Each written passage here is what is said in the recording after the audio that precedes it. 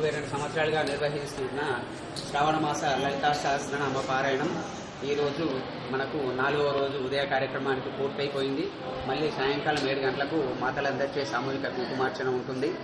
రేపు మంగళవారం రోజు ఈ కార్యక్రమం అమ్మవారి మధ్యాహ్నం లలితా సహస్రనామ పారాయణంతో కలశ ఉద్వాసనతో కార్యక్రమం పూర్తవుతుంది.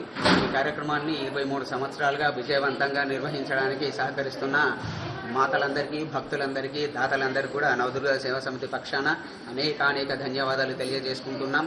మీకు అందరికీ తెలిసిన విషయమే, గత 30 సంవత్సరాలుగా నవదుర్గా సేవా సమితి అమ్మవారి ఆలయ నిర్మాణం కోసం అని చెప్పేసి ఏ ప్రయత్నంతో అయితే కార్యక్రమాలు చేస్తూ ముందుకెళ్తున్నామో ఆ కార్యక్రమంలో మనము కొద్దిగా ముందడుగు వేసినాము. అమ్మవారి గర్భాలయం ఏదైతే ఉందో అది పూర్తి అయింది. ఇంకా అర్ధమంటపం, మహామంటపం నిర్మాణ కార్యక్రమాలు ఇప్పుడే ఆరంభం కావడానికి ఉన్నాయి. కాబట్టి భక్తులందరూ కూడా మీకు చేతనైనంత విరాళాన్ని ఈ ఆలయ నిర్మాణం కోసం వెచ్చించి అమ్మవారి కృపకు పాత్రులు కావాల్సిందిగా ప్రార్థన. జై భవానీ, జై భవానీ.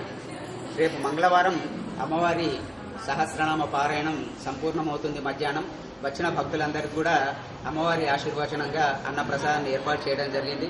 కాబట్టి ఈ కార్యక్రమంలో ప్రతి ఒక్కరూ పాల్పంచుకొని అమ్మవారి ప్రసాదాన్ని స్వీకరించి తరించవలసిందిగా ప్రార్థన. జై భవానీ.